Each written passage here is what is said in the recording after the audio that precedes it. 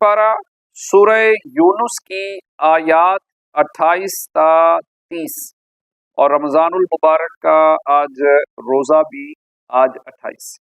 اللہ رب العزت کا فرمان عالی شان ہے وَيَوْمَ نَحْشُرُهُمْ جَمِيعًا، اور جس دن ہم ان سب کو اٹھائیں گے،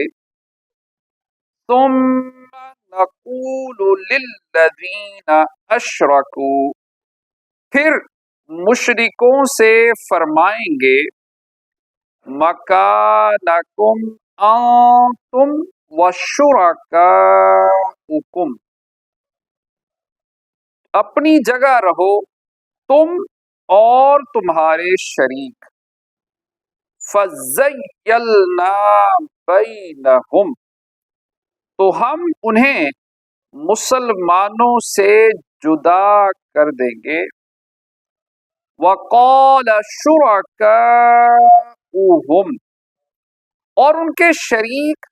ان سے کہیں گے مَا كُنتُمْ إِيَّانَا تَعْبُدُونَ، تم ہمیں کب پوجتے تھے، فَكَفَى بِاللَّهِ شَهِيدًا بَيْنَنَا وَبَيْنَكُمْ، تو اللہ گواہ کافی ہے ہم میں اور تم میں، إِن كُنَّا عَنْ عِبَادَتِكُمْ لَغَافِلِينَ، کہ ہمیں تمہارے پوجنے کی خبر بھی نہ تھی، هُنَالِكَ تَبْلُو كُلُّ نَفْسٍ مَا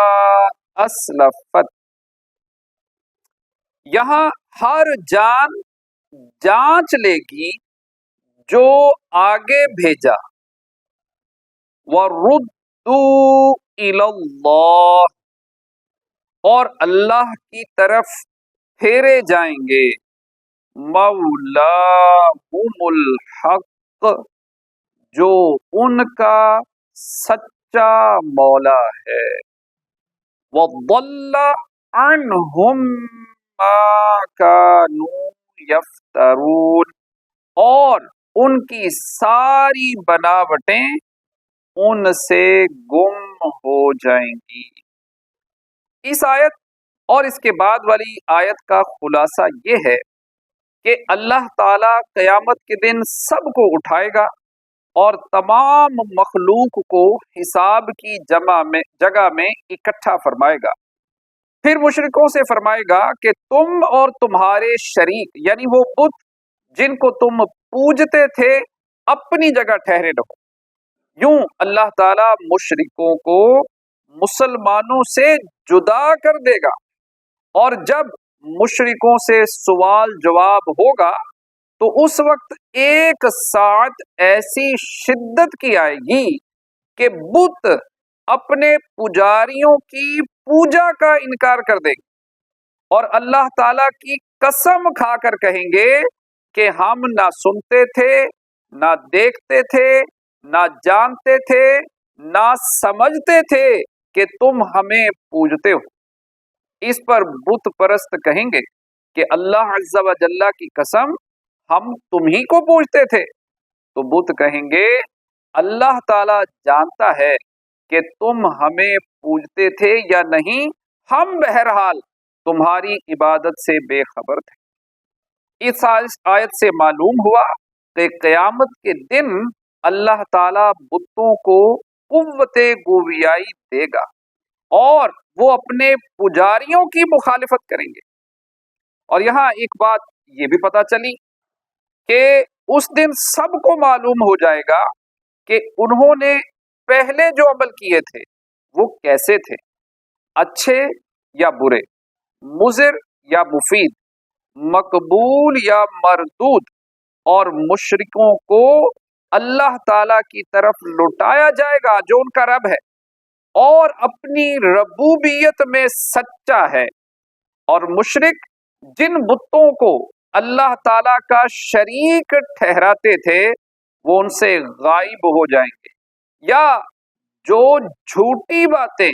मसलन बुतों का उनकी शफाअत करना घड़ते थे, वो सब बातिल और बेहकीकत साबित। अब ये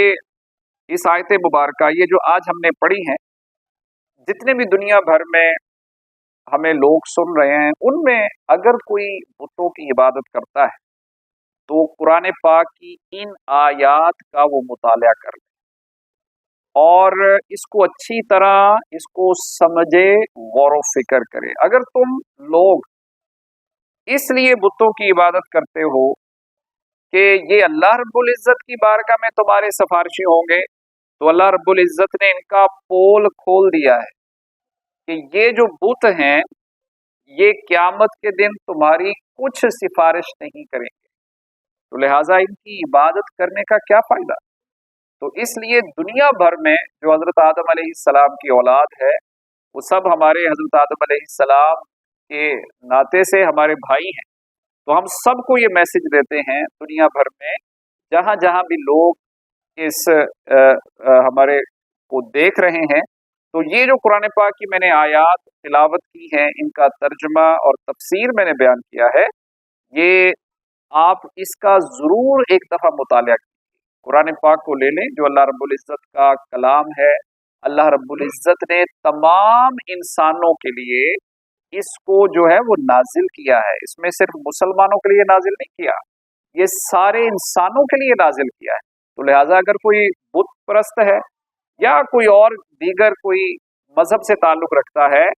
तो वो भी अल्लाह रब्बुल इज़्ज़त का ही पैदा करता है, और अल्लाह पाक ने जो अपना पैगाम देना था तो वो कुरान पाक के जरिए से दे दिया। तो अब वो कुरान पाक अल्लाह पाक की किताब, इसकी इन आयात को वो पढ़ ले और फिर इस पर गौर फिक्र कर ले कि आया वाकई ही जो अल्लाह ताला ने फरमा दिया, अगर ऐसा मेरे साथ हो गया तो मैं तो फिर बर्बाद हो जाऊंगा। तो इसलिए जो भी हमारे भाई लगते हैं, हजरत आदम अलैहिस्सलाम हमारे वालिद हैं, तो मैं मुसलमान होने की हैसियत से अपने भाइयों को मशवरा दे रहा हूँ कि आप जो हैं इस बात को भूल जाएं कि ये मुसलमान है और वो ये है, वो ये है और ये हमारे मज़हब का नहीं है। मैं इस नाते से बात नहीं कर रहा, मैं इस नाते से बात कर रहा हूँ कि आप हमारे भाई लगते हैं, हज़रत आदम अलैहिस्सलाम की औलाद हैं। तो खुदारा आप जो हैं इस बात को देख लें। ये बात हमारे लिए भी तकलीफ से है कि हमारा कोई भाई जो है वो क़यामत के दिन वो जहन्नम में जाए। तो आप सबको ये मैसेज है कि आप इस बात को समझ लें और इस पर खुद अब गौर फिक्र कर लें और उसके बाद अपना डिसीजन कर लें, और फिर उस डिसीजन पर आपको जो रिजल्ट मिलेगा, और अगर तो आपका डिसीजन पॉजिटिव हुआ, अगर आपने अल्लाह पाक के इस पैगाम को समझ लिया, तो फिर तो जाहिर है कि आपके लिए भी वही कुछ है जो अल्लाह ताला ने मुसलमानों के लिए रखा है। और खुदा न खास्ता अगर आप इस डिसीजन को नेगेटिव कर लेते हैं, तो फिर आपके लिए फिर वही कुछ है जो अल्लाह ताला ने फरमा दिया है, और वही होके रहना है जो अल्लाह पाक ने फरमा दिया है। और हम सबको ये बात पता है, चाहे वो किसी भी मजहब से है, सबको ये बात पता है कि अल्लाह रब्बुल इज्जत ही कुल कायनात का मालिक है,